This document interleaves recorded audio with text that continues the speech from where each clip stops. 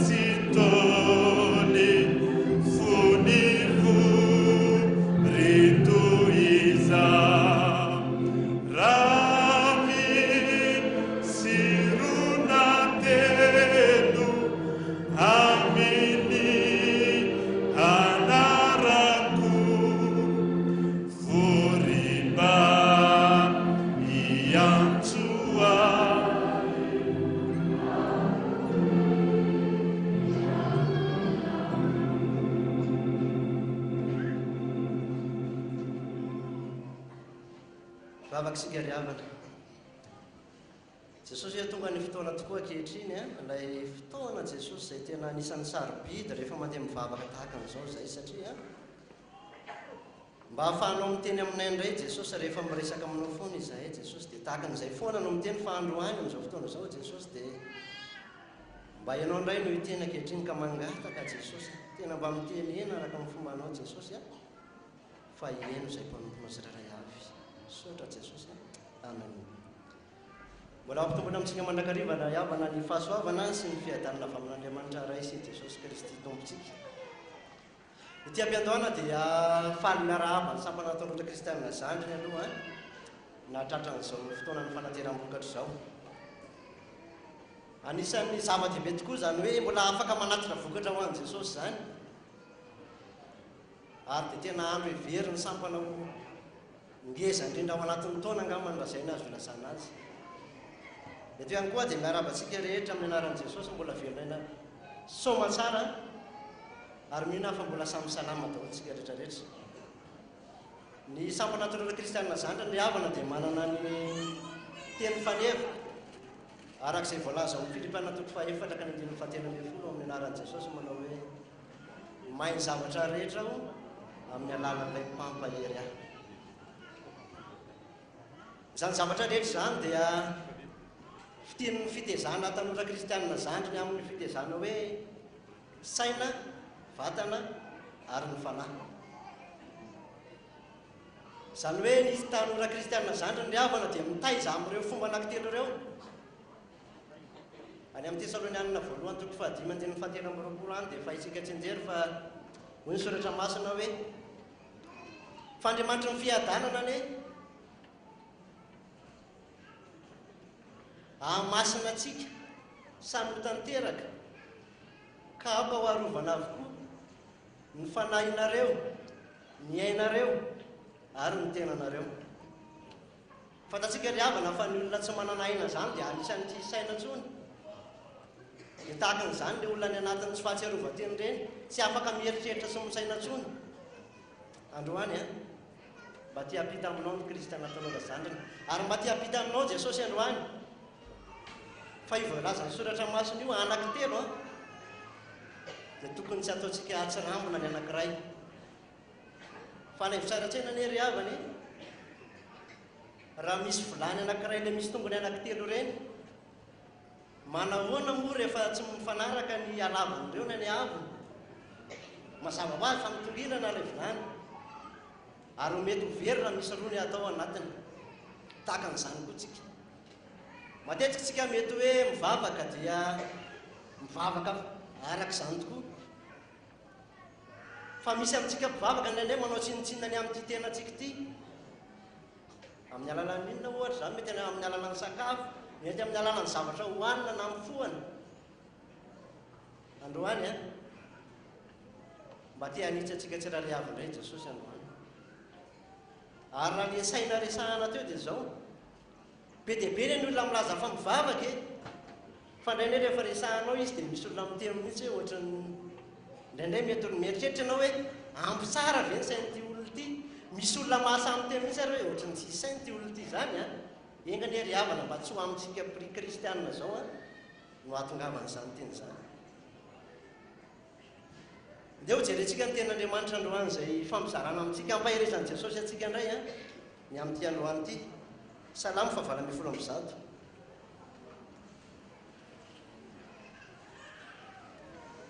Salamo 8:1 a dia ho vakitsika manomboka ny mandinin'ny 5 hatramin'ny 7.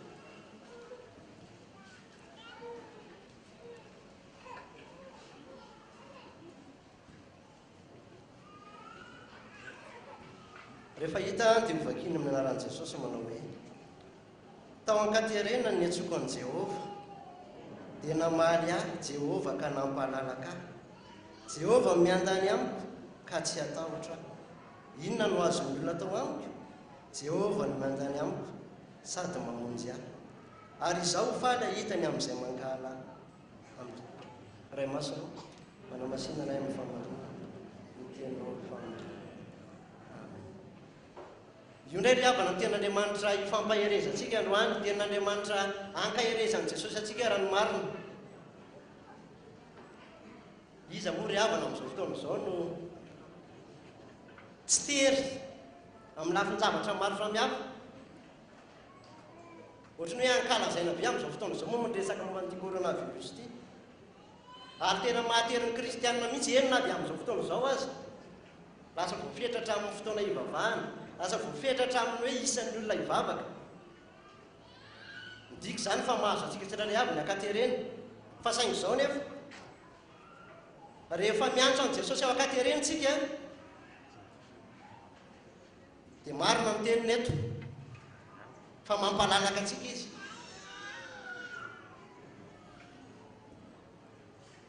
Mety misy fotoana tsika teriny amin'ny ara-bola, mety teriny amin'ny ara-pahasalamana. Iza moa ry havana tsy efa naheno na nahita fa manasitrana anie izao Jesosy izao hoe, mamaolana anie izao Jesosy izao hoe fa indraindray mantsy no mahavody izao. Tahaka n'ilay vato any Palestina any tsika indraindray. Any Palestina any dia misy karazana vato a. Rehefa jerena izy io dia ohatrany hoe tany, fa vao mangagy an'io ianao dia vato ny ao ambany ao. Indraindray tsika jerena toa ohatrany mandray tsara ny soratra masina, indraindray tsika toa ohatrany hoe mandray tsara ny ten'Andriamanitra, kanefa kay vao milesika kely fotsiny amin'ny ten'Andriamanitra dia misy vato be manaka anazy ao anatiny ao. Engany mba tsy hisika izao izany ry havana. Fa raha tonga ny ten'Andriamanitra eto androany dia afaka hampalalaka atsika. Inona ny mahatery anao androany? Mbola fotoana fanaovan'i Jesosy fahagagana izao ry havana. Ary mbola Jesosy mamaly vavaka ny ivavahantsika amin'izao fotoana izao. Naiza misy anao a, tsy voafetra amin'ny fotoan'i Jesosy, tsy voafetra ny toerany Jesosy, fa afaka miantso atsika amin'ny fotoana rehetra na toerana iza, fa mampalalaka atsika io Andriamanitra io tompo. Maro tsika ny afaka mijoro vavolombelona amin'izany. Nytoyany dia hoe Jehova no miandany amiko ka tsy hatahotra. Rehefa misy olona miandany izay dia za maheno zavatra be dia be na amin'ny fiarahamonina eny. Ohatra, misy olona anankiray ho voantso any amin'ny manam-pahefana, fa nisy zavatra nataony na tsy nataony fa voantso any izy. Rehefa izay dia miantso avy hatrany ny olona hoe iza manam-pahefana ambonimbonina io a dia antsoina. Dia io manam-pahefana ambonimbony kokoa io mety miteny io: alao fa tonga dia miditra na alao hiakatra fa rehefa any hidirako. Izany ny ataon'ny olombelona tompoko. Fa za miteny aminao, fa raha Jesosy no miandany aminao a dia tsy hatahotra ianao. Isika olombelona raha ry havana matoky olombelona hoe tena tsy ampigadra marina ity a, tena tsy ho simba marina ity zavatra ity. Rehefa misy olona anankiray miandana izay a, maika fa Jesosy ilay manana ny fahefana rehetra. Jesosy ilay namonjy asa namonjy anao ary tsy vitan'izany ihany, fa Jesosy ilay nandatsaka ny rano mihitsy mba hamonjena antsika ry havana. Androany fotoana mety androany mba hangatsahantsika an'izany fiandaniany Jesosy amintsika izany, izany fiarovan'i Jesosy amintsika izany. Hatramin'izay ianao mety naheno fotsiny, hatramin'izay mety tsy niditra tsara tena anatin'ny fosiny sainao, fa androany tena tiany Jesosy tsika ry havana. Dia mbola averina indray izany ten'Andriamanitra izany. Ianao mety mieritreritra hoe efa eny foana izany, fa ny soratra masina dia milaza fa mahatsara antsika eny ny tena veriny e.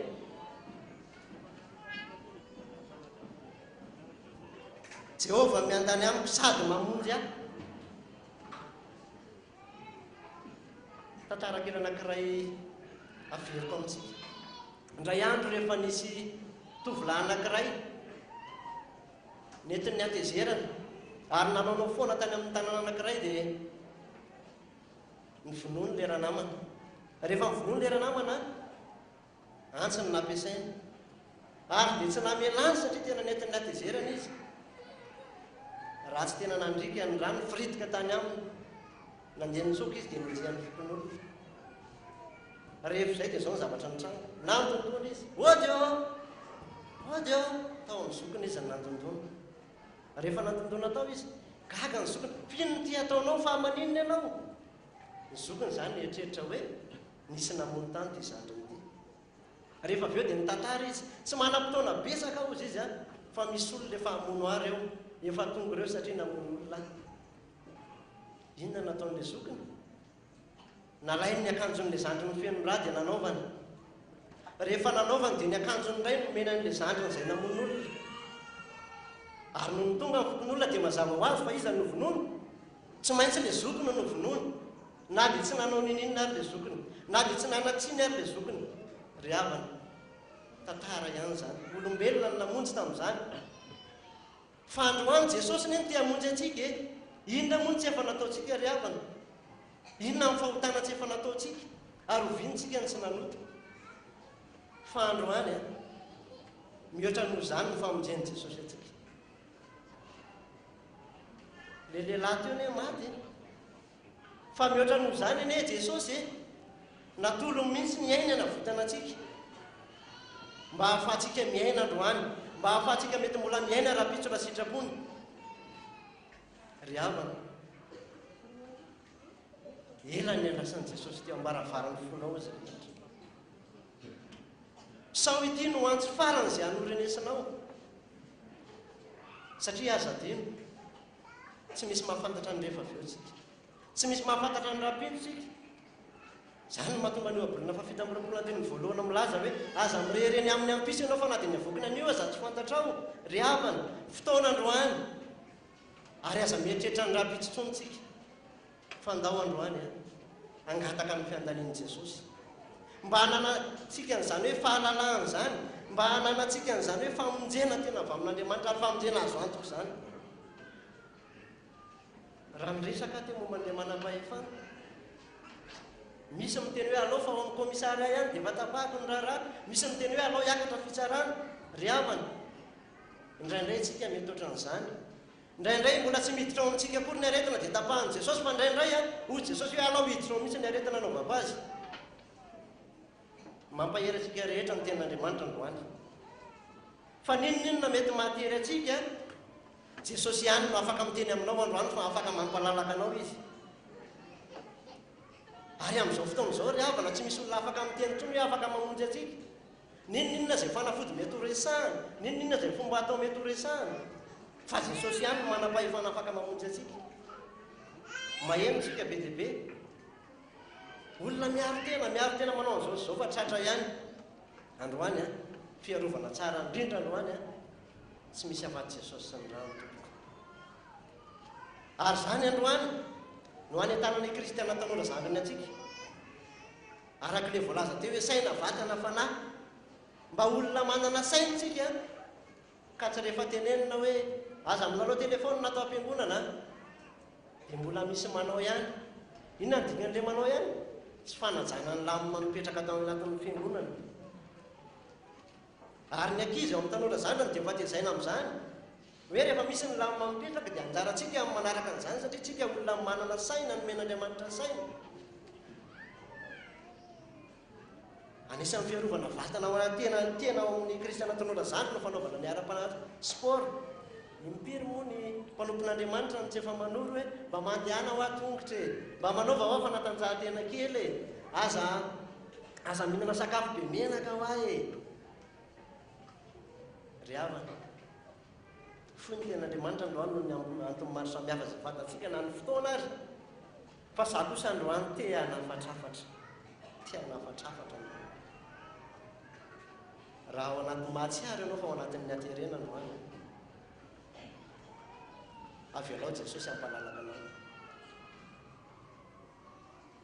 indraindray matsika mety hoe noho ny amin'ny arena noho ny amin'ny fahaizana noho ny amin'ny maha-olombelona tsotro izao dia notsika fotsiny tenin'Andriamanitra fa tsy miletika ao anatin'ny saitsika fa io tenin'Andriamanitra io ry havana rehefa miletika ao anatin'ny fosin'ny saina dia rehefa mandeha ianao dia mieritreritra an'io fa tsy hoe miala eto ianao rehefa avy eo dia tsy tadidinao intsony ny tenin'Andriamanitra hoe Jesosy anie mamonjy e.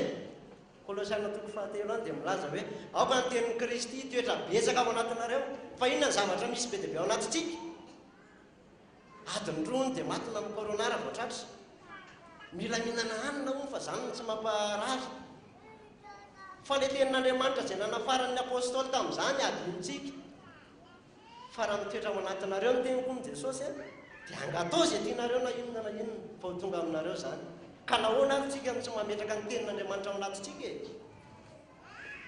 fa saingy hoe manome safidy fe Jesosy dia sanatria tsorarahintsika mihina fa tsy izany aza miniry havana manoho ny asa ratsy ataontsika inona moa le asa ratsy io fahotana ataontsika io fa tsy misy tombontsoa azo avy amin'io fa nenina no tsy maintsy ho amin'io ny farana faranako sady ny tenin'Andriamanitra pitoriteny toko fahavalany dia mifaraka amin'ny folo dia milaza hoe amin'ny anaran'i Jesosy fa saingy tsy tanterahana vetivety ny famarinany ratsy atao dia izany no hikorizan'ny fony ny zanak'olombelona anohy an'izany ratsy izany ry havana mba tsy hizatsony anie izany manomboka amin'ity fotoana ity amin'ity oro ity ka hikiry foana hanao ny ratsy hanao ny fahotana satria ohatrany hoe tsisy mahita ve satria tsisy mahafantatra ve any amin'ny toerana misy atsika tsirairay avy any mety any ampitan-dranomasina any mety any ambanivohitra any mety tsisy mahita ianao any fa izay ataonao any dia mety hoe ianao sy Jesosy ny malala an'izany fa indraindray tsika mieritreritra hoe tsy hitan'i Jesosy akory ny ataontsika tsy misy toerana ry havana ka tsy ahitan'Andriamanitra antsika na hiletika any ambany ranomasina tsika na hiakatra any ambony habakabaka antsika vavaka isika Jesosy izay ny teninao androany teninao milaza na dia anankiray fotsiny aza Jesosy nitazomina ao anatin'izany hoe mahamonjy anay ianao mahery izay miala eto Jesosy satria mbola tsy nisy olona afaka ny tenanay an'izany hatramin'izay fa ianao Jesosy Kristy irery ihany no manam-pahefanany amin'izany Jesosy vokatry ny kristianina tanora zany ny androany ataovy mahazo an'izany ny famonjenao izany daholo ireo ankizy tsirairay avy ireo ary niza niza tonga teto ihany koa Jesosy na ndray an'izao fotoam-pivavahana izao na maheno sy manaraka an'izao mangataka an'ina famolamponao aza mifady Jesosy mba tanteraho izany famonjenanao izany Jesosy sotra Jesosy amen.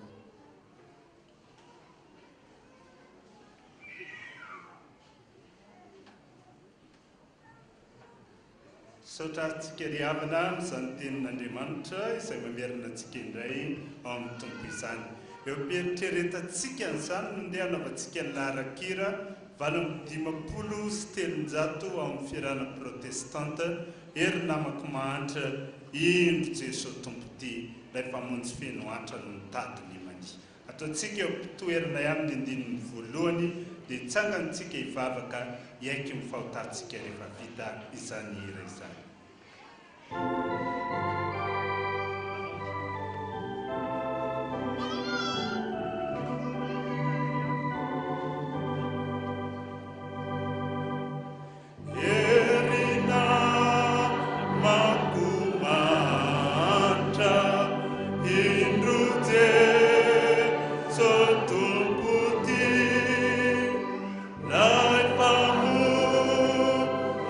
Vienu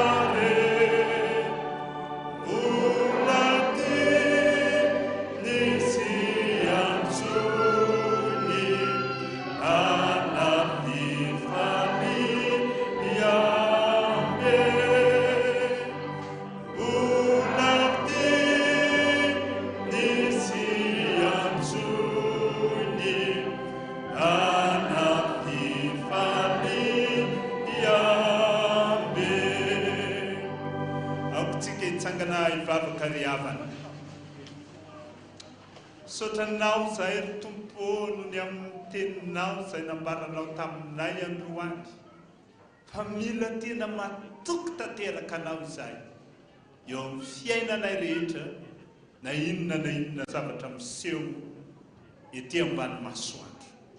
Ianao Jesosy mantsy nametoky manao hoe aty amin'izao tontolo izao nahitanareo fahoriana kanefa matoky fa izaho efa naharesy amin'izao tontolo izao. Indraindray anefa zahay ry tompo dia misalasala, indraindray zahay dia atopatopa ny fampianarana maro isan-karazany ety amin'izao tontolo izao ka tsy tena mifikitra aminao Andriamanitra. Fa ho tany eo anatrehanao izany Jesosy. Izany ny fonanay aminao, fa na amin'ny fisainanay na amin'ny fieritreretanay enina ny jeremy masonay izay rehetra dia avy ny tongotray sy raisy ny tananay tsy akasitrahany eo anatrehanao anie izany. Fa mahatsiaro dia mahatsiaro ny tenin'ny apôstôly Paoly hoe mba tianao tsara ihany aho saingy ilay ratsy izay tsy sitrako foana no vitako. Zao no nangatahana famindram-po aminao Jesosy, tahaka an'ireo boka folo lazahay tompo miantsoantso anao ankehitriny.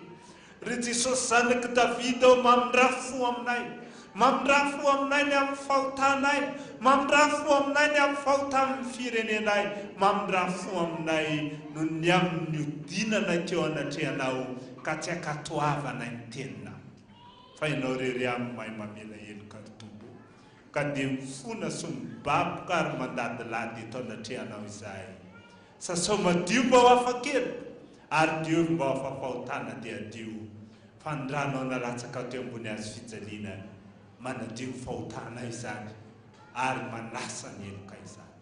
Sotra soko malala fa hitanay ianao manatsotra ny tananay ary miteny aminay mandrakariva hoe na dia hetsika ary ny tendrombohitra ary na dia hifindra ary ny avoana tsy hiala aminareo ny tanam-pamonjeko fa tahaka ny avy lanitra ambonin'ny tany tahaka izany nefa tsy neverako intsony ny fahotanareo sy tsy nansako intsony ny helokare.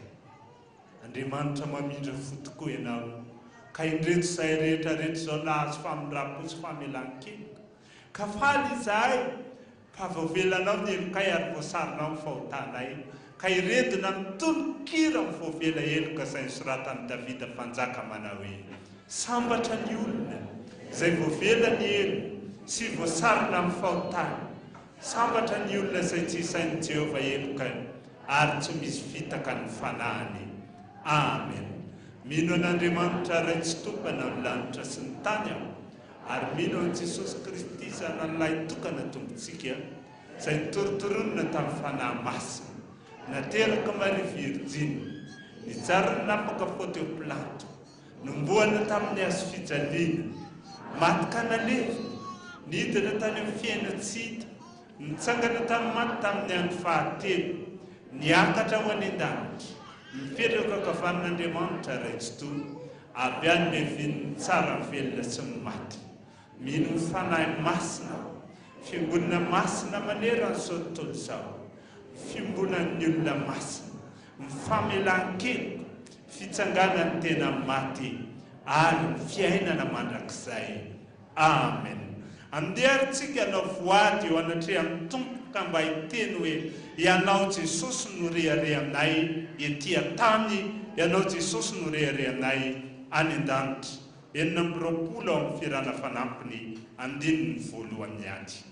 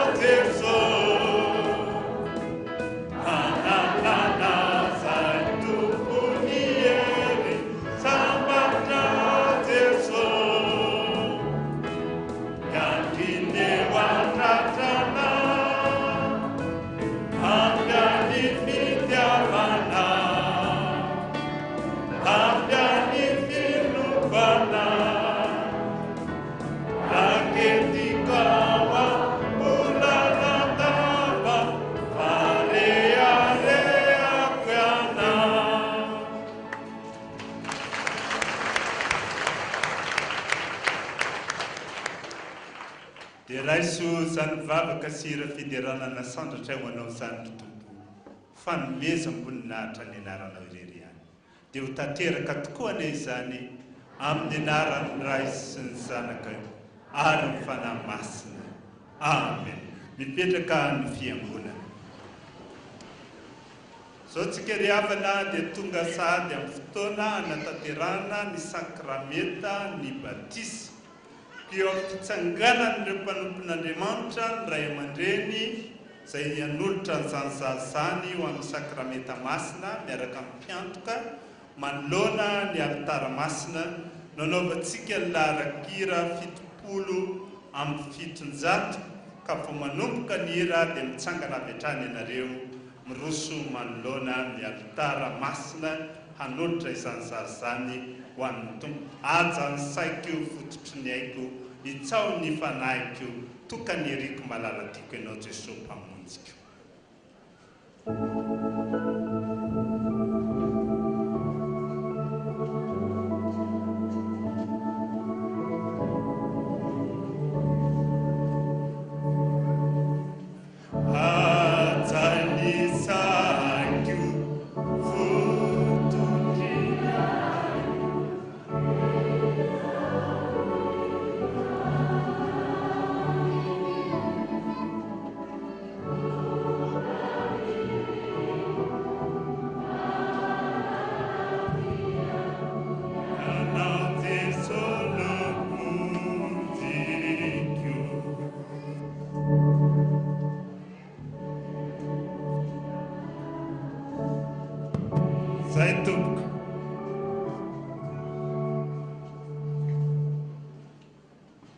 Endry havana malala rehetra ao amin'ny tompo tonga eto anatrihan'Andriamanitra sy ny fiangonana ianareo mitondra ireto zaty ho an'Andriamanitra raitsika didy avy amin'ny Jesosy Kristy tompo ary tsy maintsy tanterahan'ny fiangonana fanatanterahana ny batisa falalana andovana fiainana mandrakizay izany ary tsy maintsy manao an'izany isika olombelona amin'ny fotoana ahavelomana ety ambany masoandro raha tiantsika ny andova fiainana mandrakizay.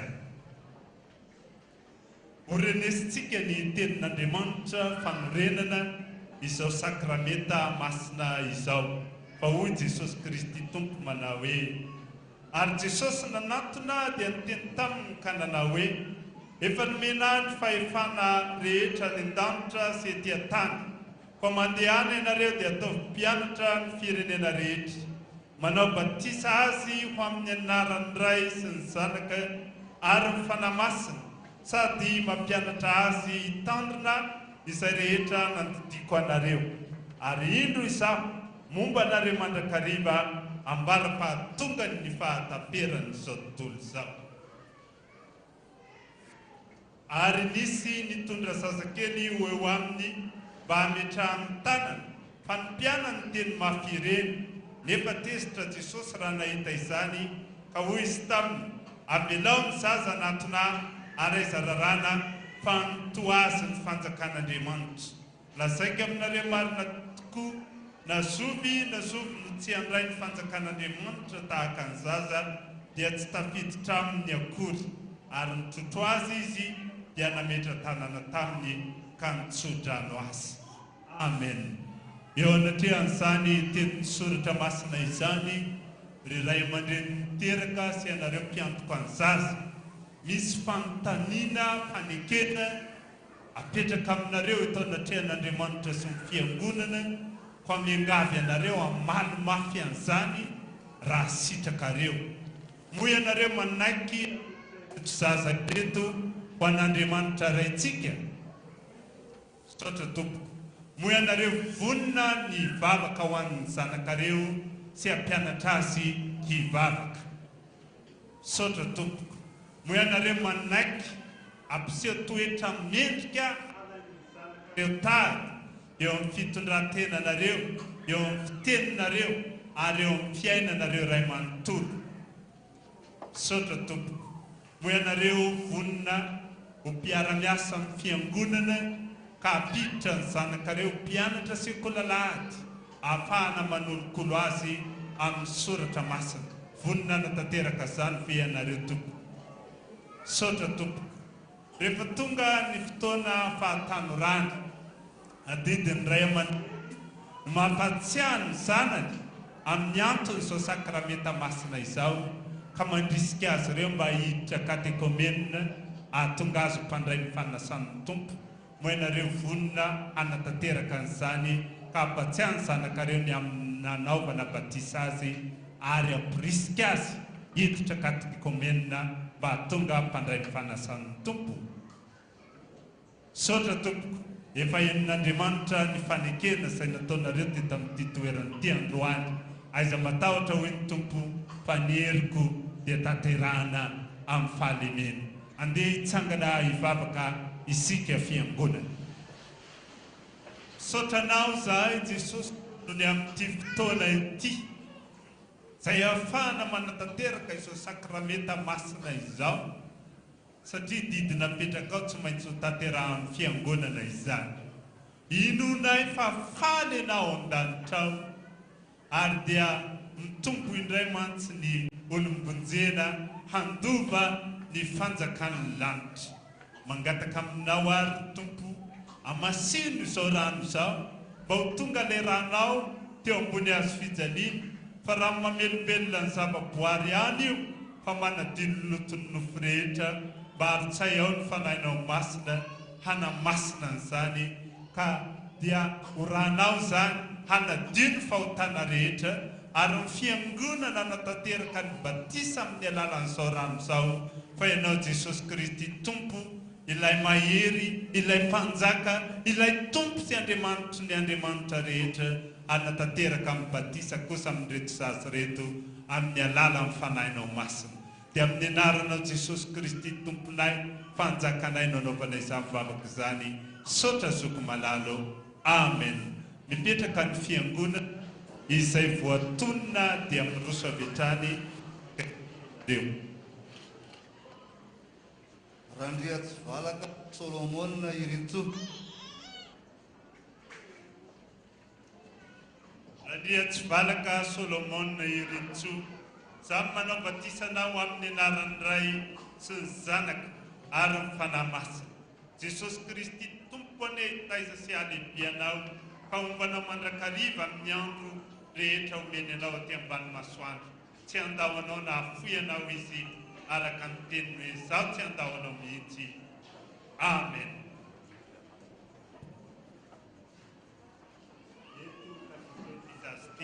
Ho an'Andriamanitra raitsika. Randriana tenaina Ertina Andi.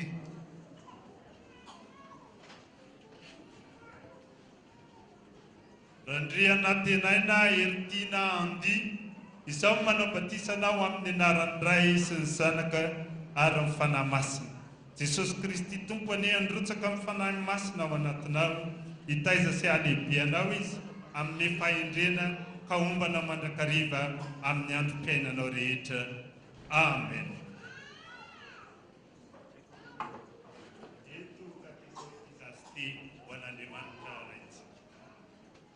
Narson Menzanari Stesia. Narson Menzanari Stesia. Samy manao batisanao amin'ny anaran'ny Ray sy ny Zanaka ary ny fanahy masina. Jesosy Kristy tompony androtsaka amin'ny fanahy masina ao anatinao, hitaiza sy alebianao izy ka tsy afoina andahoanao amin'ny androm-piainanao rehetra. Amen.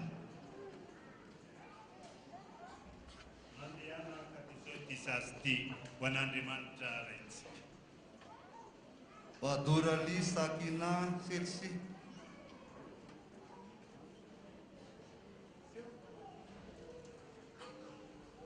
Rajonar Velon Menzanari Manatsulika.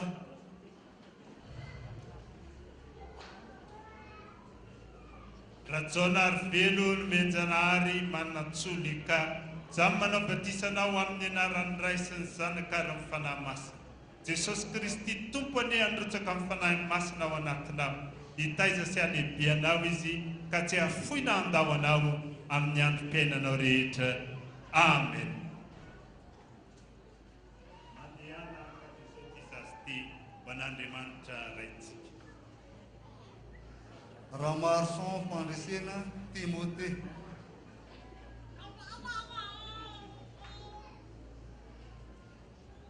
Ramarson fandresena Timothée, samy manao batisanao amin'ny anaran'ny Ray sy ny Zanaka ary ny fanahy masina. Jesosy Kristy tompony androtsaka amin'ny fanahy masina ao anatinao, hitaiza sy alebianao izy ka tsy afoina andahoanao amin'ny androm-piainanao rehetra. Amen. Mandeana katisokisasty ho an'Andriamanitra raitsika. Vita daholo ve tompoko sao dia mbola misy adino? Vita daholo. Hitsangana isika fiangonana ivavaka. Sotranao zahay Jesosy io. Noho ny amin'ny fitiavanao amin'reto mpanompoka elinao reto androany, ka nanatanterahanao ny teninao hoe izay manatonatso mba misy olona avoko mihitsy. Reo ary ny zandrikelinao izay natao batisa androany Jesosy.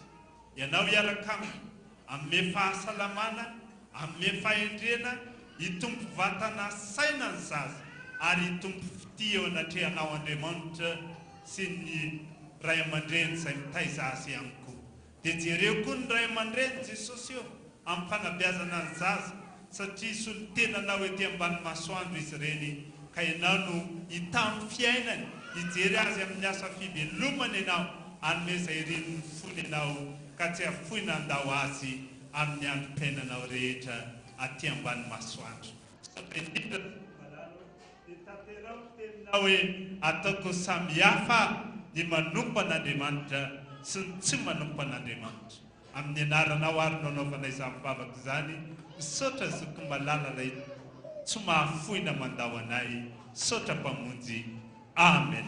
Mazao toerana ianareo eo to mpanompon'Andriamanitra reto hamonjy ny fitoerana sy hampanaovana amin'ny fanatitra, nanaovantsika ny laharan-kira 370 mioby ny fanahiko mpavoavonjy izao.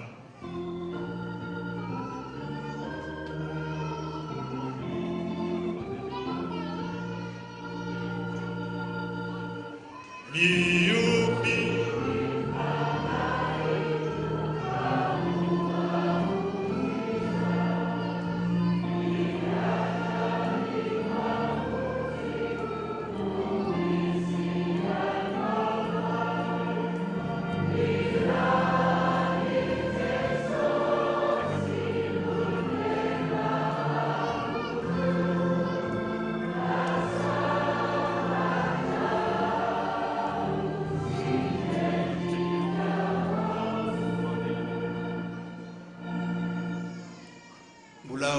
Tsika mandrakariva ny riavana, ny fahasoavana sy ny fiadanana avy amin'ilay Andriamanitra raitsika sy Jesosy Kristy tompontsika.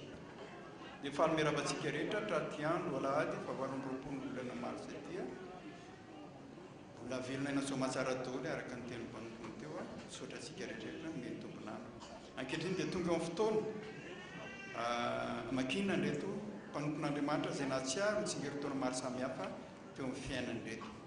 Ary etona dia miraba manokana nreto sampana kristianina tanora zandry nreto raha ryso mitsodrano anareo rakizy aleo alasana amin'izany asa fanompona na nendreny tompo sy nanirany anareo zany ka dia mahireza daholo. Vakina ampanajana ary ireo nanoratra ny anaran'ny tate Andrianal Soma Efarivo Mikaela sy Laingo Malala 20 taona ny mariazy tamin'ny 17 mars mangataka vavaka sy famasina. Laingo Malala Randrinatoandro tamin'ny 15 mars ary menjanahary finoana antony ny vony 14 mars 19 taona ary andriana tenena azy Andrina Totosoa tamin'ny 17 mars 17 taona. Ireo zany ireo mpanompon'Andriamanitra nanolotra ny anaran'ny tate natsiaro zany tsy taona samihafa teo amin'ny fiainana zany. Ny fanomezana tsara indrindra tolotry Jesosy Kristy tompo anareo amin'ny androny ity hitondraindray amakivaky ty taona ity dia ny ao amin'ny Isaia 1:7 ny andininy 10. Isaia 41:10 cadeau omeny Jesosy Kristy tompo anareo amin'ity andro ity. Rehefa hita dia vakitsika amin'ny anaran'i Jesosy, aza matahotra ianao fa momba anao ao, ary aza mierikerika foana fa izao no Andriamanitra ao, mampahery anao ao sady mamonjy anao, eny mitantana anao amin'ny tanakavanan'ny fahamarinako ao. Amen. Izay nifanomezana tsara indrindra omeny tompo antsika na ny nanoratra na tsy nanoratra ny anarany tamin'ity andro androanyity. Mety itsika miezana izany cadeau tsara zany sady itsika mivaly koa dia ny hira 7:3 ny andiny voalohany any 7:3 faly dia faly izay mpanomponao izay mihira eto anatrehanao ny andiny voalohany arahantsika.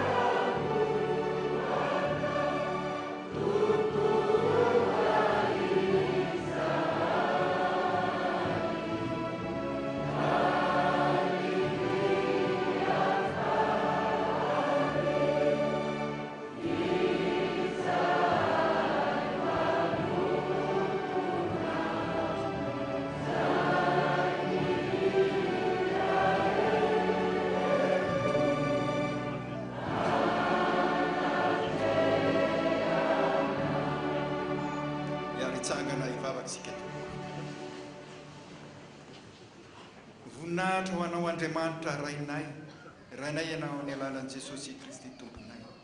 Mitera sy mankalaza anao sy satria Andriamanitra masina indrindra ianao, Andriamanitra tomponay sady mpanjakanay. Misaotra tompony ny fitiavanao famindraponao ankehitriny, mbola menao tombonandro indray zay, menao hery, ary indrindrindrindra mbola menao fahasalamana narovanao tamin'ny rety mandoza izay misy eto amin'ny firenenay sy manerana izao tontolo izao ankehitriny. Misaotra Jesosy satria tanterahanao tonotenina fitiavana mandrakizay ny nitiavako anareo, ary zany mbola hampaharetako famindrapako anareo, ary zara fa tia dia tia ny hatramin'ny farany. Misaotra Jesosy ny amin'izany fitiavanao sy fiarovanao anay zany. Reto ny mpanomponao izay nanoratra ny anarany teny Jesosy, mankalaza ny tsingerin-taona maro samihafa amin'ny fiainana izany. Tsapan'izy ireo Jesosy faina mbola tsy nahafoy na nasaraka azy tamin'ny androm-piainana rehetra. Indreo ny ankizy, indreo ny tanora Jesosy tonambavaka azy ireo manokana. Mifahendrendreo Jesosy torory saina, fahaizana fahalalana indrindrindrina amin'ny fianarana izay ataony. Toavanao tokoa reo Jesosy ataonao fahatsirambiny amin'izany rehetrarehetra izany.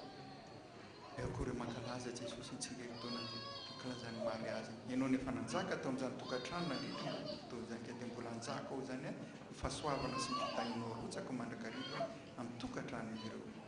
Misaotra Jesosy ny ray aman-dreny amin'ny asa mandraraka ankehitriny. Mandalo azy sarika tokoa Jesosy kanefa mihitsy mahatoky aho fa ianao hijery azy ireo tsy hahafoy na hasaraka azy ireo amin'izany rehetrarehetra izany dia mametraka azy ireo ampelantananao na mbola tsy mangataka ren'izy Jesosy. Ianao fanonteny fa fantatry ny rainareo izany an-tany izay tokony nareo ka dia mametraka azy ireo ampelantananao. Dia miaravantsika rehetra mbola afaka miangona miangona tsara vava mafy ary aza tsara hatramin'izay dia ny nofo rehetrarehetra ankomaran'izay dia nanafatrafatra mihitsy Andriamanitra fa ho avy coronavirus io ary tsika rehetrarehetrarehetra dia enga vily mihitsy vavaka isan'andro mandroka dia voly isan'andro resaka an'izany rehefa avy eo aza ataonao kelikely mihitsy zany fa ianareo atao am-piangonanao zany variana milalao telefona fa tsy mivavaka, variana mieritreritra zavatra hafa fa tsy mivavaka dia ho avy tahaka ny alika rombotra.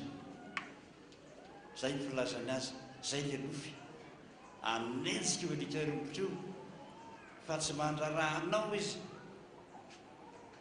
fa nizay ianao isambotra azy a dia alika hafa no azonao dia iny no matinao fa manaty maty iny a lasatra izy manentsika anao zany hoe nahandro manalina zany ny anankiray teo raha dia nataony mihitsy hoe eo mpanasana tongotra tonga Jesosy dia faly be Jesosy a mahita azy manasa tongotra zany hoe tiany Jesosy mihitsy a ny mivavaka sika na eo mpanasana tongotra na mpandrahoana sakafo na mpamafana tokotany na mikarakara tokantrano ao a mivavaka foana fa tiany tompo mihitsy sika rehetrarehetrarehetra mba hivavaka ao aminy fa midekonina toto amintsika ara isy anankiray marary amin'ny andro alina tsy maraina akory ny andro alina dia maty dia vaovao teo a miaraka anetsiketsika teo ka izay ny tian'Andriamanitra lazaina hoe tsy misangy amintsika mihitsy io a lona mivavaka atao foana zay afaka manao dia manao tokony anao isan'andro fa ny lahaderiva kosa latsakala lahaderiva dia impodina mihitsy a miaraka mananatra ny fotsika rehetrarehetra miara mandroka dia volontsika rehetrarehetra zay ny lahady ka dia raha lahady indray a raha pidy raha alina amvalora alina no manomboka indray a zany latsakala zany ataovy raharaha mihitsiny zany fa bedo ny tompo isika ny anankiray teo ara dia nilazainy mihitsy nanao hoe isy maty aminareo a amty herinandro ty fa mbola variana fotsiny tsika ohatra tsy mieritreritra iaino zany afatr'Andriamanitra zany ka dia miteny amintsika rehetrarehetrarehetra mba samy anao araka ny teny tamin'ny zokadratsahany teo hoe fotoana ny vavaka dia fotoana ny asa vita ny vavaka dia miasa isa tokatokantrano fa raha tsy zany izy a dia tena mamely so ianao mieritreritra ny hoe janvier notray tamin'ny janvier izy no niteny zany zao izy a adinodino dia efa mipoka amin'ny retina zay le tsy maintsy misy maty satria tsy miaino zay lazain'i Jehova isika sotrarakitra tsika zao a ny amin'ny kitapo dia hoan'ny fiangonana fa ny amin'ny panie kosa dia atomotra daholo ho an'ny sampana tanora zandry sotra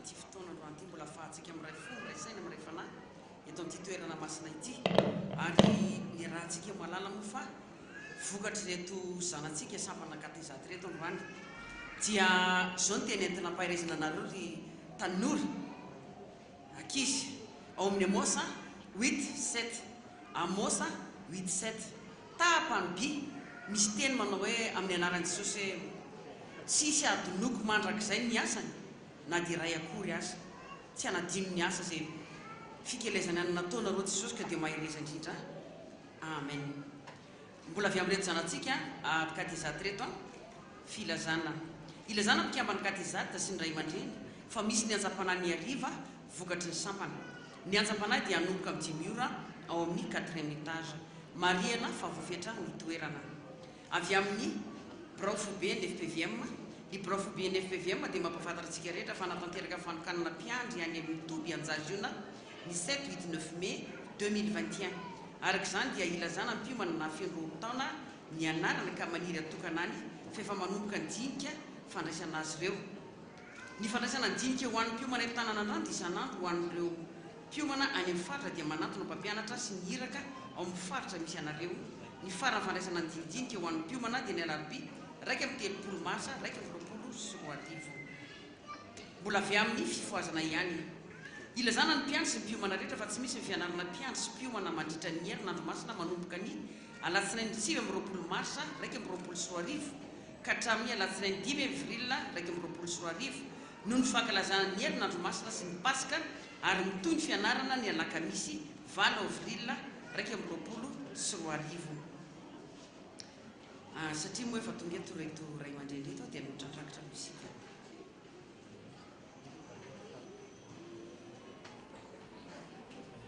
dia razavana amintsika foana andro malalina ry havana fa dika ny fanatitra dia fangatahana famondram-po amin'Andriamanitra sy fangatahana fambelan-keloka amin'Andriamanitra mba hampitony ny fahatezerany amintsika olombelona indrindra amin'izao coronavirus zao dia hitanao mihitsy fa ohatra ny tena miazakazaka mihitsy le devoly amely dia avelan'Andriamanitra amin'ny olona tsy mivavaka zany mamela azy mifaty azy fa zay mivavaka kosa reny no hotahiny mahazo famondram-po sangantsika mamokindrindra ianao Jesosy mpeny vavaka.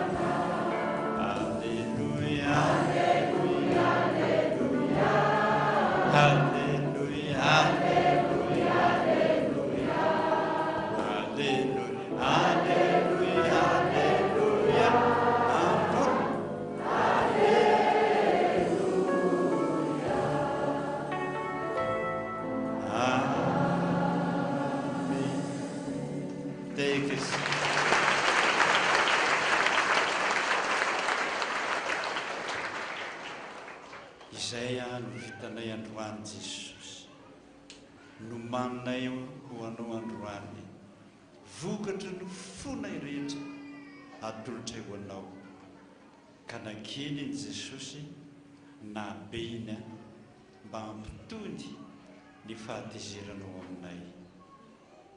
Saotra Jesosy. Voninahitra ny ho an'Andriamanitra rery any.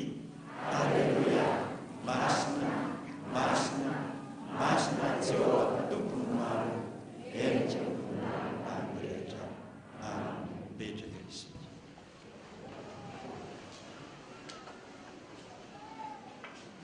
Mitoy zany any filazandraraha avy amin'ny fiangonana zany filazana. Ilazana zay rehetra mananjanaka atao batisa ny alahady pasika 4 avril 1 fanidinika sy ny fisoratananarina dia ataony alatsinainy 7 marsa 1 amin'ny ora sasany tolakandro eto amin'ny fiangonana ato Ambandrianata. Ireo rehetra atao batisa kosa ny alahady 1 avril 1 dia ataony talata 9 marsa satria lundi de Pâques ny latsinainy zany amin'ny ora sasany ny dinika. Avy amin'ny sampana fanantenana. Ny sampana fanantenana dia mampafantatra antsika fiangonana fa isy ny fandraisana manokana ireo olona maniry hiala amin'ny zava-mahadomelina na koa mila fampahirezana noho ny olana ateraka izany izay ataon'ny mpiandry eto amin'ny anivon'ny fikambanana. Izany dia tanterahana isaky ny talata sy ny zoma manomboka amin'ny talata 4 ora hatramin'ny 5 ora sasany. Zoma amin'ny ora hariva ka hatramin'ny 4 ora hariva. Dia 4 ora ka hatramin'ny 5 ora sasany ary amin'ny 5 ora sasany ka hatramin'ny 9 ora sasany ao amin'ny efitrano 307 ao amin'ny rihana fahatelo. Aza misarasarana fa vonina hamany olanao Jesosy. Ry zanantsika miroso amin'ny fanambadiana. Famira Tsimbazafy Gilbert Ditosy, famira Ravinala Anjomakely, famila Nity Anglibe Andanjekilany, dia faly-mampandehantsika ny fanamasina fanambadiana ny zafiny, ny zanany Randriamiadana Alain sy Fiononantso Antsa Nomena Fitiavana. Zay tao tao fiangonantsika ny asabotsy 3 avril 1 ora maraina eto amin'ny fiangonana. Andriamatora Kotondramanana Jules, Ramatora Sozanak'olona Juliette, Andriamatora Zakaraso Aja Irtina, Ramatoa Raeliaso Juliette Andaniny, Andriamatora Kotoarivo Jean-Pierre, Andriamatora Jaonarivo Louis, Ramatora Arnivo Suzette Lucie Ankilany, dia faly-mampandehantsika ny fanamasinana fanambadiany ny zafiny, ny zanany Razakaraso Herniaina Salbitsy, Rajao Arnivo sandatry Niaina Fitiavana. Zay tao fiangonantsika ny sabotsy 3 avril 1 amin'ny volana maraina ao amin'ny rihana voalohany. Andriamatora Andriamahefa Arsona Raimo Maxime, Ramatora Zafy Arso Simone Andaniny, Andriamatora Andriamanarina Albert, Ramatora Armalala Solonivina Kilany, dia faly-mampandehantsika ny fanamasinana ny fanambadiany zanany Razafy Mahefa ny Mianjanahary Manosy, Rabako Artina Miarso Sary Volana. Zay atao tao fiangonantsika ny asabotsy 3 avril 1 manomboka amin'ny 1 ora atoandro.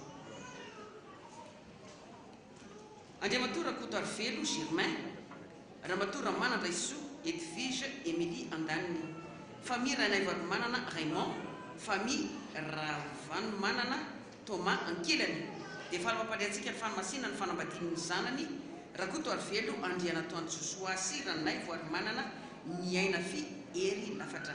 Zay ataony asabotsy 3 avril 1 amin'ny 20 ora atoandro. Ramatora Soarnivo Meltine Andaniny, Andriamatora Andrianeana Benjamin Reny Mivady Ankilany, dia faly-mampandehantsika ny fanamasinana ny fanambadiany ny zanany Rambinina Vola Tantely Raherinivo sy Antsa Mano Vasoniaina Sanilonarlala.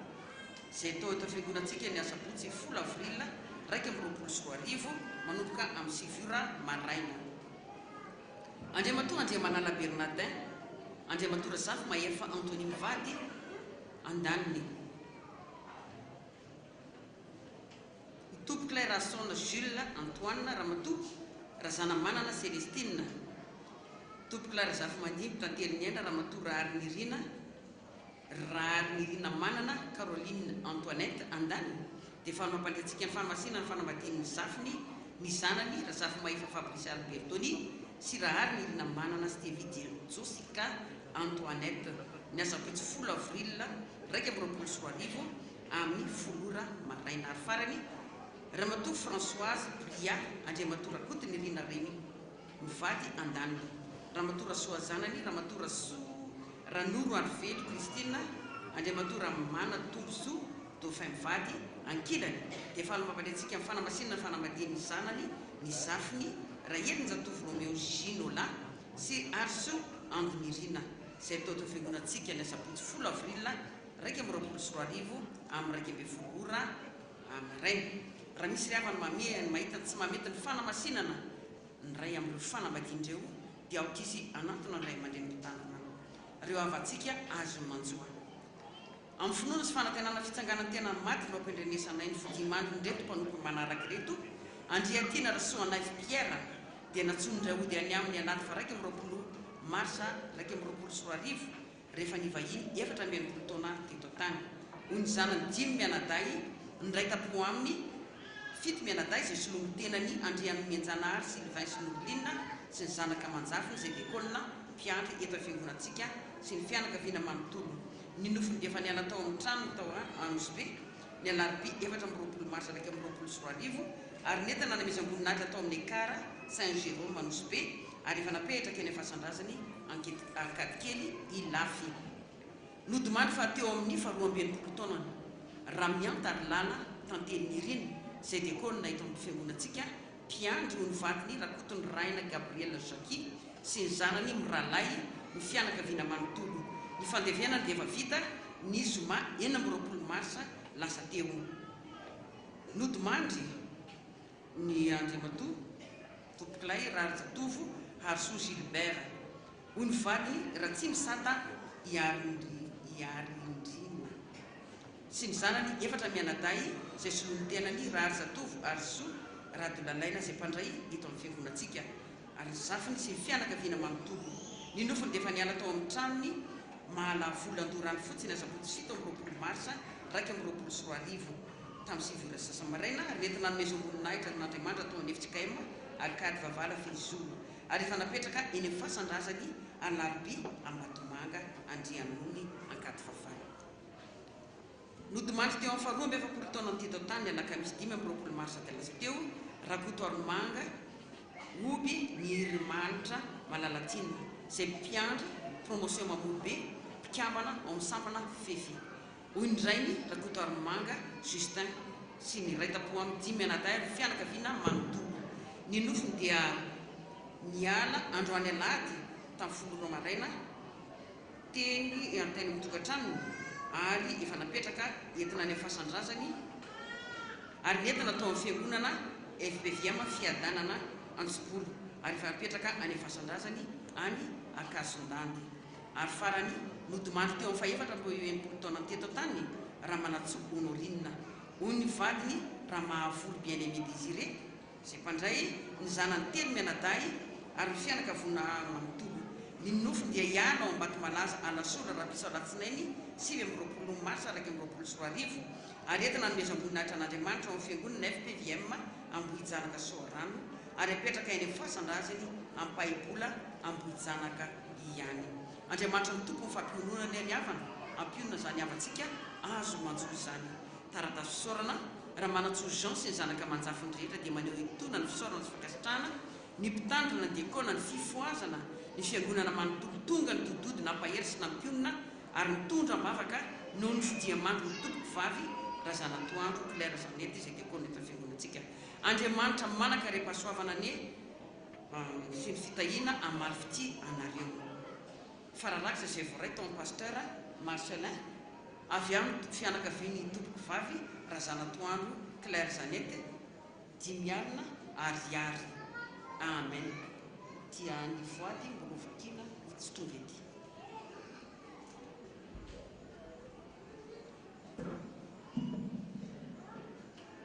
Dia tonga amin'ny famakina ny voady masina isika izay vakina amin'ny anarany Jesosy. Ho an'i Jesosy isaorany Jehovah ary fanahiky izay rehetra tao anaty misaora ny anarana masina.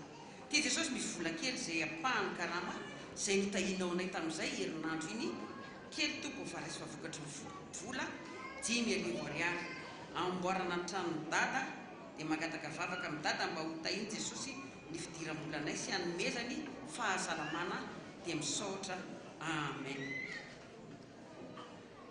Misaotra anao Jesosy fa tonga indray fitsingerana ny taona nateraka androany fa 20 mars 2024 fiainona 20 taona apetraka am-pelantananao Jesosy ny fianarako ny prêt-à-pot amiko rehetra ary ny fiainana rehetra ary ny asa anay Jesosy izay ataony neny. Jesosy mangataka fahendrena sy fahaizana za Jesosy amin'ny zavatra ataoko rehetra fa za Jesosy tsy manana tolotra fa mifoky Jesosy no atolotro dia manjaka Jesosy ato anatinay. Misaotra Jesosy voninahitra dia anao reny ihany. Misaotra anao Jesosy tamin'ny fitantananao fiainanay hifonako aminao Jesosy ny zavatra rehetra nampalahelo anao dia mangataka Jesosy ny anafahanao ny solo mampionina Abel Alexis amin'ny concours gendarme izay nataony dia misaotra Jesosy ko malalanay eo manotra vola 9,000 ariary anaovana ny trano ny dada sy mama. Misaotra Jesosy noho ny nanasitrananao ny zanako noho ny fahasoavan'Andriamanitra dia manotra vola 2,000 ariary ho an'ny pasteur sy ny asany fiangonana. 2,000 ariary ho an'ny dada Randrena Toantrany dia ny 2,000 ariary ho an'izy ity. Tsisy vola zany ty vakiana voalohany ty. Misaotra tompoko. Misaotra Jesosy fa nahazo vola fanomezana zay ka indry misy vola 10,000 ariary atao an'ny seza ombriana voalohany dia misaotra indrindra Jesosy. Jesosy misaotra anao noho ny nanasitrananao ahy tamin'ny tension niakatra be zay nahazo ahy. Misaotra Jesosy fa tena tia ianao ary tiao vonona mbola anao ny asanao na dia amin'izao falebiazako izao azy ary mbola mangataka hery sy tanjaka mandrakariva mba ho afaka manao izany. Dia jereo Jesosy ireo konako ataovy miala amin'ny sigara sy ny fitaoman-dratsy ireo namany. Jereo koa jereo so fivelomanay apetraka fianao am-pelantananao Jesosy miady lalana ary ny tribunaly mba hivoaka mpandresy zay fa efa nampandresy anay foana ianao ary any amin'ny cassation izao ny dossier dia manantenao a Jesosy ianao ny iadonay mba hivavaka ho mpandresy ao amin'ny faran'izay. Dia misaotra Jesosy iny misy vola 50,000 francs anaovany trano dada sy mama sy ny ankonany. Misaotra Jesosy. Amen. Misaotra anao Jesosy fa vita soamasara ny asanao ary afa-panadinanao tahi Jesosy ny fianaranay mba olohany dia hotolory saina sy fahendrena manotra vola 10,000 francs ho an'ny manitra ny fiangonana. Tsy soratra 3,000 ariary Jesosy. Misaotra indrindra fa tena ambininao sy arovanao tokoa izahay mianakavy. Ity indray Jesosy misy apahany kely tamin'ny karama atolotranao raisy tokoa fa vokatra ny folo tokoa dia taio mba ambiny sy arovy eo mba anelatra tokoa izahay mianakavy kely koa ao koa ia André kely Jesosy mba sitrano izy Jesosy dia mba ampodio hiverina aminao ny ray aman-dreniny Jesosy. Misaotra indrindra Jesosy manotra vola 10,000 sy 7,000 ariary ka ny 10,000 ariary ho an'ny pasteur LCC, 10,000 sy 1,000 ariary ny pasteur any ambanivohitra, 2,000 ariary ezaka dabilio amin'ny rena voalohany, 10,000 ariary ho an'ny radio Fiotazono Soa. Nofo zany efa lasany amin'ny ray aman-dreny ho falitry ravoravo aminao ankalaza ny anaranao riavo indrindra. Io indray Jesosy ny ampahafolony ho anao dia misaotra Jesosy vola 100,000 ariary na 500,000 francs tao tranony dada Randriana Tandro mianakavy vola 2,000 ariary dia mangataka vavaka sy fiaonana aminao zay efa marary ny tanany zanakay akavanana fa nefa zay efa nataonay kiné nefa mbola mivoto mariana fa natao ny fandrosoana tao amin'ny nampandrona tao amin'ny riana faefatra dia makasitraka tompo Andriamanitra fiadanana hitay anao sy ny ankonanao FPVM anaty volo antanety be. Nofo zany anotra vola 2,000 ariary efa lasany amin'ny ray aman-dreny toy izany koa 10,000 ariary rakitra voady. Jesosy mifona aminao zay raha zao indray vao afaka manefa ny voady zay nataonay taminao tamin'ilay sakafo mpitahina natao ho an'ny tranony dada. Indry misy vola 4,000 ariary ho an'ny famitana ny tranony dada sy mama. Dia misaotra indrindra Jesosy ny amin'ny fitahina rehetra nataonao taminay. Misaotra ihany koa tamin'ny fahavitan'ny trano dia nohamarinanao tokoa Jesosy ny teninao hoe ataonao samihafa manompo sy tsy manompo ahy. Dia misaotra Jesosy. Amen. Tsy soratra 10,000 ariary. Misaotra anao Jesosy noho ny fitiavanao ahy sy ny famintraponao isan'andro. Mifona aminao Jesosy noho ny fahotako marobe zay tsy misy miafina aminao. Mamelany heloko Jesosy efa tsy nanositraponao apetraka eo am-pelantananao fiainako rehetra. Indro ny ampahany kely Jesosy amin'ny vatam-pianarako atolotro ho anao mba ampitono ny fahatezeranao amiko kely dia kely fa vokatry ny foko. Misaotra Jesosy vola 1,000 ariary. tsy soratra raiana ariary fa volo-karena ho an'ny dada randriana toandro isaia 3:35 vola zato sy ray alina ariary ho aniraka Ramangasaona, vola zato arivo sy ray alina ariary ho an'ny Manitra, vola 5 arivo ariary. Tsy fantatro. Indro manefa mivadika aminao Jehova noho ny famindramponao, misaotra anao azay noho ny fahatongavany fiara ary mametraka ny fiainany aminao zay sy ny asa fivelomanay Jesosy ahy. Koa indro manolotra voady ray alina ariary ho an'ny fiangonana. Misaotra anao Jesosy ny amin'ny fitahinao asehonao anay fa dia nomenao vola indray ahafahana manohy ny asa eo am-pelantananao. Mangataka aminao Jesosy mba ataovy raitra amin'ity herinandro ity ireo devis nasa nataoko dia mba ho azo ireo vola avance momba izany dia mba tahio androsa amin'izay ny orinasako Jesosy ahy. Indro vola kely ho an'ny ariary ho an'ny tranon'ny dada. Nofy nanolotra vola arivo ariary falasany amin'ray aman-dreny manefa mivoadika amin'ny Jehova araka ny teny hoe efao ny voadinao amin'izay mitahiny anay. Manolotra vola 205 000 francs atolotra ho an'ny mpaminany mpisolona dada RCC ho an'izay hitantanany azy ny vola io dia voninahitra ho an'Andriamanitra reny ihany ampafolony fitahiny Jehova volana marsa 2021. 200 000 francs natolotra ho an'ny mpisolona dada sady mpaminany Jehova anapiana izay mpitandrina tokony ampiana voninahitra dia ho an'Andriamanitra reny ihany. Total zany 405 000 francs. Misaoran'i Jehova ary fanaky eo, misaoran'ny naramasina. Misaotra betsaka Jesosy fa nivonjenao izay ka efa tsara izao voan'ny Covid. Mbola marefo anefa Jesosy ka mila fiarovanao hatrany. Tsika ianao Jesosy malala dia manolotra vola 100 000 francs ho an'ny W. Fa ny fahasoavan'Andriamanitra natoy izao anay vola anaovana ny tranon'ny dada mianakavy 5 arivo ariary.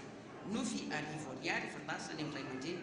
Bonjour Jésus, indro rako fisaorana atolotra ho anao, misaotra Jesosy apetraka eo am-pelantananao valim-panadinana izay nataontsika. Amen. Manolotra vola ray alina ariary. Malaky 3:10 atolotra ho an'ny neny soarzety 5 arivo ariary. Misaotra Jesosy fa mifitiavana sy famindramponao mbola natoy izao anay. Manolotra vola 1 million de francs ho an'ny tanora zandriny. Tsisy soratra 2 arivo ariary. Ho an'ny dada Randriana Toandro ray alina ariary. Ho an'ny neny Lisette 5 arivo ariary. Totaliny 5 arivo sy ray alina ariary. Saotranao zay Jesosy noho ny fitiavanao anay fa tena mandray tanana ny fiainanay tokoa ianao dia mankasiaka indrindra Jesosy. Ity ara Jesosy ny ampahankely tamin'izay nitahinao anay ray alina ariary atolotra anaovana trano ny dada sy mama.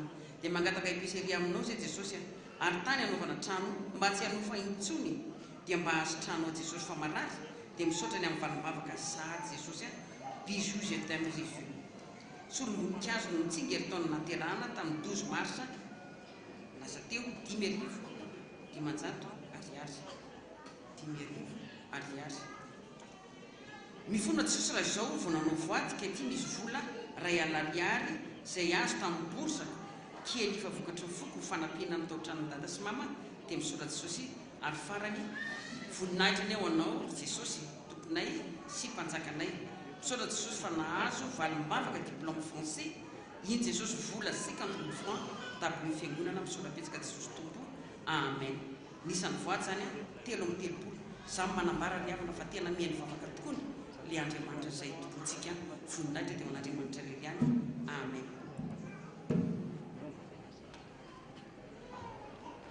Dia misaotra azy be lehibe ny amin'izany raharaham-piangonana maro samihafa izany, indrindra ny fijoroana vavolombelona amin'ny alalany izany voady maro samihafa izany. Izany bireo fa eto amintsika foana Andriamanitra araka ny teniny masoko sy mifokoa dia eo aminareo mandrakariana. Dia manaraka izay dia manatitrantsika foana ny fiarabananareo sampana kateza nahatratra an'izao fanateram-bokatra androany izao zava-dehibe tokoa izany fa dia ny anteny menanareo dia hoe aoka tsisy anao tsinotsinona ny hatanindranareo, aoka fianarana ho an'ny mino ianareo amin'ny fiteny, amin'ny fitondran-tena, amin'ny fitiavana, amin'ny fahadiovana, amin'ny finoana rehetrarehetra fa dia matatera be lehibe ny amin'izany asan'Andriamanitra izany. Manaraka izany dia retrantsika dia ilaza ny amin'ireto vola izay natokana ho an'ny tao-trano dada Somanga Mianakavy no amin'izany tsangam-bato lehibe ny 50e izany. Dia azy tahaka an'izao izany voady tamin'ny alahady faraika amby roapolo ny volana marsa tamin'ny 7 ora sy tamin'ny 10 ora ary tamin'ny ora sasany dia nisy 3 373 000 FMG. Tao amin'ny pasteur Marcelin dia nisy 2 millions FMG. Rehefa natambatra izany rehetra izany dia nisy 5 373 000 FMG. Ny voninahitra dia ho an'Andriamanitra irery ny amin'izany.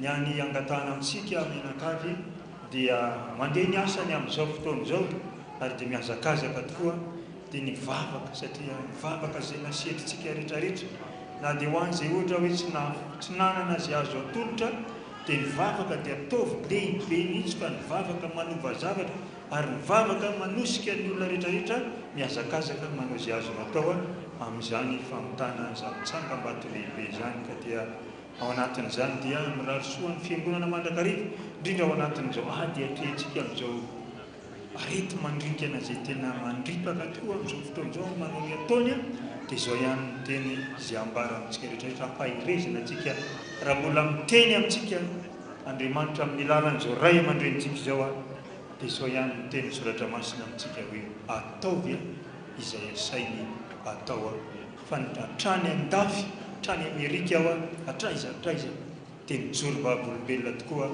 tena momba antsika Andriamanitra raha mbola manatan-teraka izany teny ray aman-drenitsika izany tsika satria izany teny izany tsy avy aminy izany avy any amin'ilay Andriamanitra ilay raintsika amin'ny alalan'i Jesosy Kristy Tompo.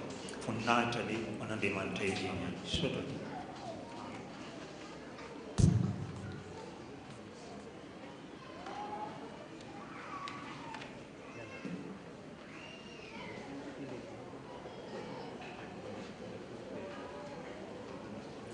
dia averimberiko foana ry havana fa aza dino ny avatro ny tompo fa masika dia masika le coronavirus.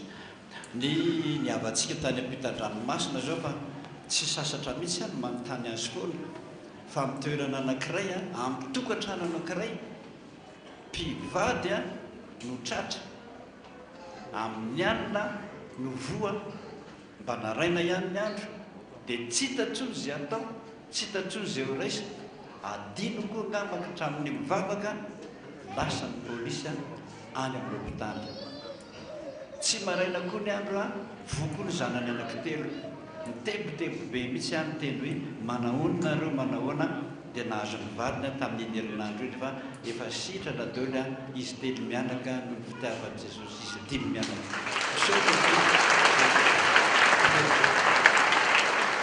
asa mampitoro efa lazain'i Jesosy androany reo fa ao le coronavirus ohatra ny alika rombotra mihitsy izy fantatrareo zay ny alika rombotra zany mahasiky zany ary voaketiko zany re mandeha anao na dia nofy azy maty anao raha-pitso aza dia mihitsy fa raha vao nanofy ratsy ianao dia ny mandroka dia voly no maingana efa tokantrano io coronavirus io hijerijery atsika zay tsy mivavaka.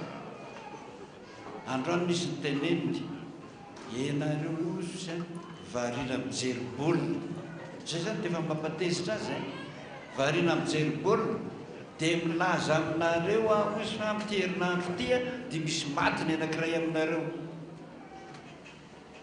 nefa izy minakafy tsy maninona fa vao androany zany ho hitanao zany fa amin'ny herinandro ambony zany fa tsy maintsy miseho raha mbola varina ianareo fa tsy mivavaka jery-baolina foana ny atao na amin'ny Facebook zany na amin'ny télé zany dia tsy maintsy miatra aminao io mena atao ianao dia mivavaka fa fotoana mivavaka sy miasa mivavaka dia miasa isaka izay manofy ratsy dia sady mivavaka dia mandroka dia voly.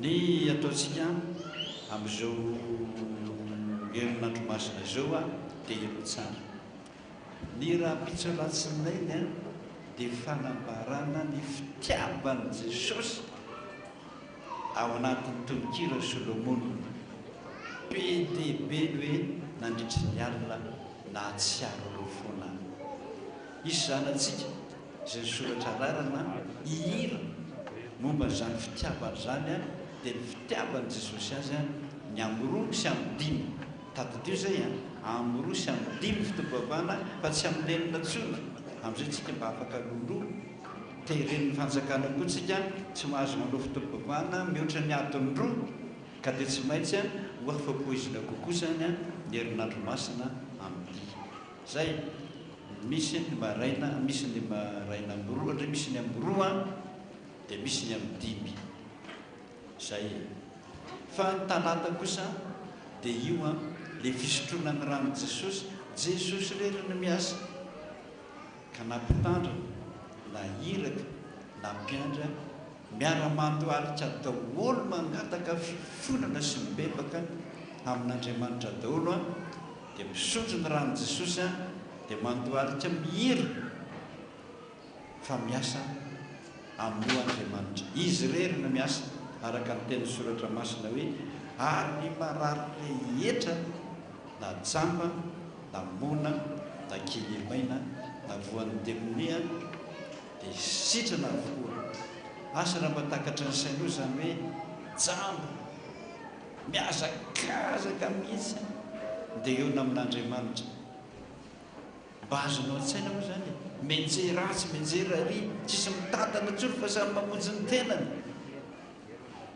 zany herinandro masina samy mamonjy ny tenany ny kilemaina izy ny tantana azy ho tokatraizako izy nefa isaky ny tanàna rehetra hoe soratra masina dia mahafantatra hoe tonga jesosy a miazakazaka daholo a dia izay tonga atao amin'i jesosy sitrana daholo dia atao amintsika nisy olona mihitsy zaza voateraka dia tsy fantatra ny reniny mihitsy ny hoe za ty aneky efa nanao ny tanty a an'ity zaza ity afaka herinandro a ho jerena le zaza hoe somba mando na mipipi jerena fa tsy nisy tongotra mihitsy tsisy fea tsisy tongotra tsy hitako izay manilasy mahavehivavy azy boribory oatra ny sary bokoly saika natotako izy le raha mato saika natotako kely fotsiny tsy nataoko hoe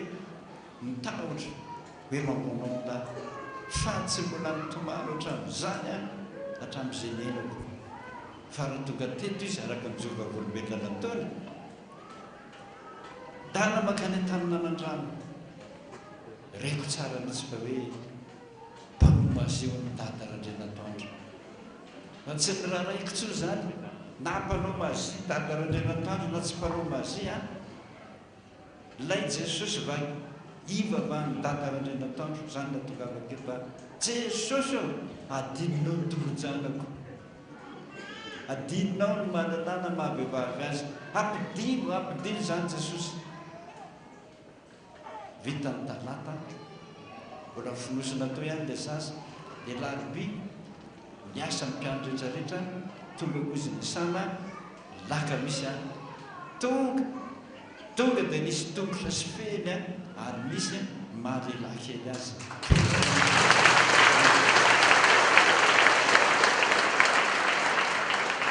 eo ny angatana amin'i jesosy hoe adininao mihitsy le piesy jesosy piesy anankiray adino any an-tanitrany ampidino tsy en'le raha matomitsy ny natongavany tonga anaty lamba kely tao e tsy hoe tsisy lavaka ne am'izany tongony boribory tany reto zany tenany boribory zany tsy hoe misy lavaka viato dia ato misy lavaka dia iny le tongotra kely avy any tantena tsy afaka ay izy tsy nanao an'izany tsy nanao an'izany fa ianao matory tampoka io a zavatra rehetra ain'Andriamanitra maraina ny andro a misy feny a ary eo no mahalahakely azy tsy nitomany tsy nikikika fa hain'Andriamanitra ny zavatra rehetra zay le hoe an'Andriamanitra any jesosy ny talata dia ny ariva kosa isaky ny amdimy a isaky ny amdimy indray a dia fampianana ny lalany azy fitsarina ny alarobia takizany ihany a ny amoroa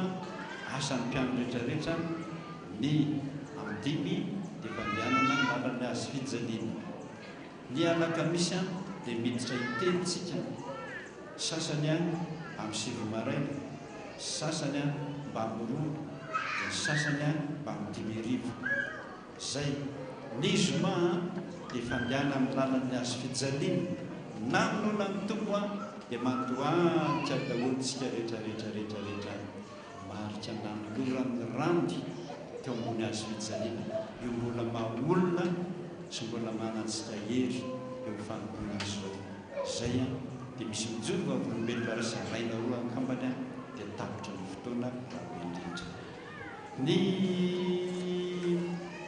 voady izay nataonareo teo a anankiray any kananakoroa ny anankiray no hoe satata nanao zanako hoe nanao t-shirt fotsy teo an-tokotany avy eo a dia nisy voalavo roa teo an-damosiny io zanako io ka novonoiny ilay voalavo ray ary matiny ilay anankiray kosa dia niala ary goka be ny akanjon'ilay zanako tao a arina miala rehefa narina ka maty ilay zaza nandray maty ilay voalavo rehefa voalavo a voalavo a voalavo a voalavo nolofonareo ka nanaikitra anareo tsy maintsy marary mafy ianao ary miakatra be any température-nao miakatra ny hafanana io ane lazaiko anareo teo hoe amin'ny tsy ampozinao tampoka fotsiny a dia tonga ilay corona ianao mieritreritra zany hoe voazo ny sery kely fotsiny zareo tsy izy dika io zay ny voalavo voalohany fa raha varim-barina io anao fa tsy manao test PCR petaka aminao amin'izay ilay voalavo an-damosinao a goka matin'io ane ianao e zay ny dikany miazakazakaingana any manao testa zany sotrona ny rano Jesosy koa farafaratsiny fa ianao zay nanofy ianao raha misotro ny rano Jesosy iangany tratrarony amin'ny talata dia tsy maintsy asianao rano ny rano Jesosy amin'ny lamosinao io a fa raha tsy zany ianao a maharatra ny corona za Jesosy nanofy tokotany aho a dia misy andihana tantely manodidina avy any andrifatrano nefa tsy tonga dia niditra fa niodina nenatsimo dia niditra nanatinahy toa misy reny tantely melo sady hitanongorona le tantely tokony eo amin'ny ranontaniny eo na kipoko ny masoka dia niteny aho hoe azaka kelina dia niodina manodidina izy ireo a sy amin'ilay azo eo tokotaninay dia niteny aho hoe raha sitrapon'i Jesosy dia mipetraka izy dia anamboarako trano dia niodikodina manodidina teo ampy izy ireo a dia miodrika aho a dia tsy hitantsony an'izay naleny isaka izay manofy anareo fa misy tantely be lehibe ohatra ny talaikitra anareo tena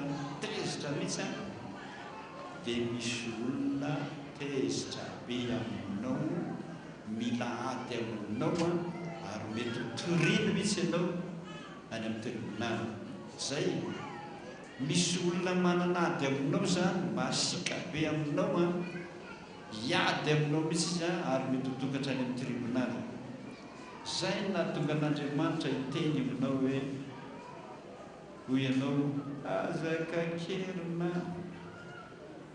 dia lasa niodikodina teo amin'ny azo izy dia niteny aho hoe raha sitrapon'i Jesosy dia mipetraka izy a dia anamboarako trano zany hoe mandehanainkana ho a mihavana pasika ny andro mihavana amin'ny olona manana ady aminao io le hoe azaka kelina anaovako trano anao misy zavatra mampalahelo io ataonao dia ndana mifona aminy fa pasika ny andro sotra tokoa sangana amin'izay tsika rehetrarehetra ary hivavaka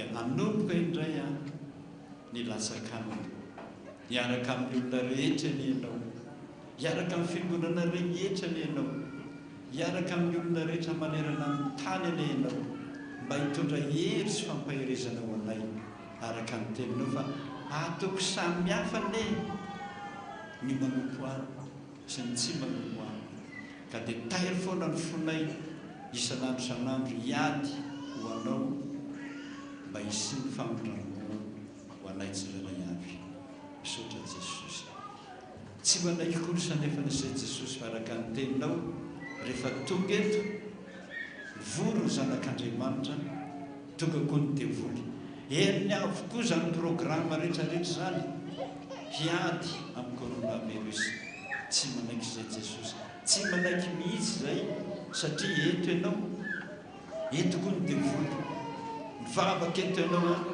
vavaka eto koa ny devoly zay indrindra ny mahatonga anay tsy manam-potoana mihitsy hivavahana na ny zaza akory raha mpitomaniny tsy afahanay akory ary raha mivavaka sy metoraka aminao ianao Jesosy milaza hoe mandana amin'izao tontolo izao ianareo roainy dia miny sitrano no marary diovy miboka atsangano no maty misaotra Jesosy nomenao anay zany fahefana zany ka ianao koa milaza hoe alefaso ny rivotra iny irak'Andriamanitra trany ampitandranomasina any efa namonjy anay zany iraka zany raha zany rivotra izany rivotra ny ainanay a tondra fiainana tondra fiadanana fa tsy mitondra loza alefaso koa ny afo ianao zany ny mpanomponao Andriamanitra fa ninonina nataonay zay tsy matin'ny rivotra dorany afo ary Jehova mihitsy no afo mandevona nanapotika izay rehetrarehetrarehetra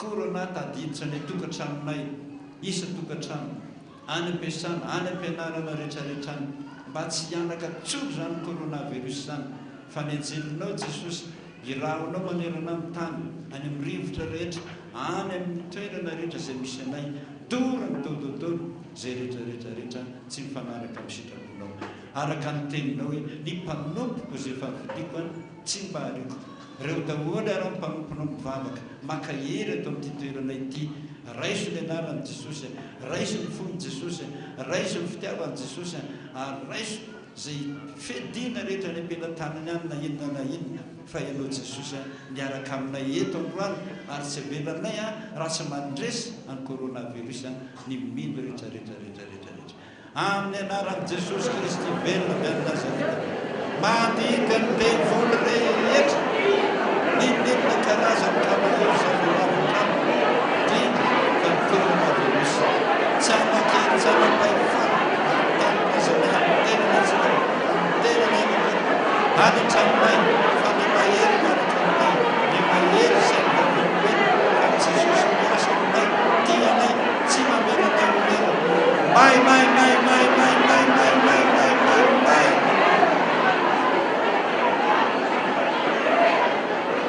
any am'zay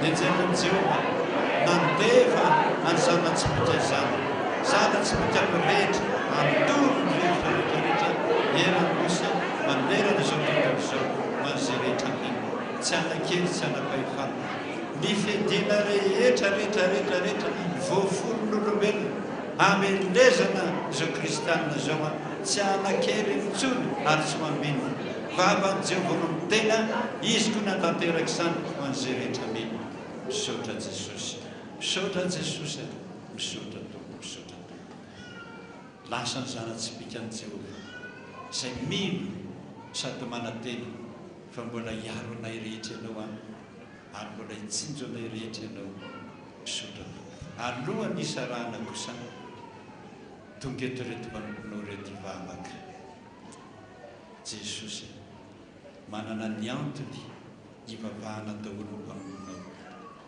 tanterao Jesosy ny teninao hoe ninonina angatahanareo amin'ny raika amin'ny anarako dia ataoko zany misaotra Jesosy ka dia angataka aminao no mpanomponao ianao ny fivavahany fa ianao zokinay malalanay mpisolo vavanay hitondra ny fivavahanay any an-danitra ianao ny vavaka Jesosy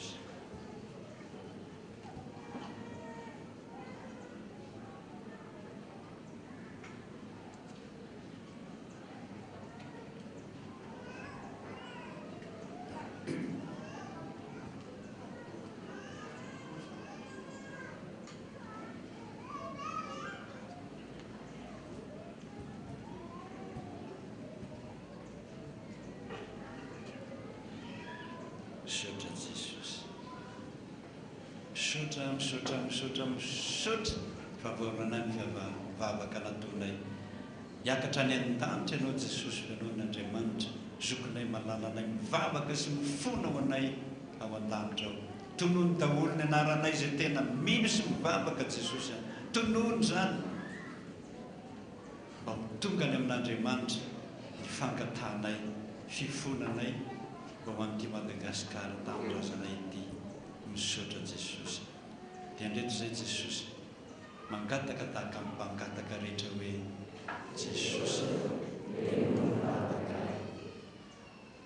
dia ny anaranao ny angatanay izany tompo rainay izay ny an-danitra mamasina ny anaranao tonga ny fanjakanao natao ny sitraponao ety an-tahaka ny an-danitra memoemony ny sahazo anay ary mamelany elikay tahaka ny namelana izay meloka taminay ary izay mitondra ny amin'ny fakapanana anao fahamany ratsy anao fanjakana sy ny hery ary voninahitra mandrakizay raisontsodrano ho Jehova tompony maro aminao oko fantatrao izao ny Jehova Andriamanitrao nanafaka anao tao amin'ny vahoany Farao tany Egipta zaho izay izy izay mandrakizay mbola izy hatramin'izao ka ho mandrakizay aza matahotra fa momba anao ary mbola monjy anao indray Jesosy zokonao malalanao mpiara-mivavaka aminao miteny hoe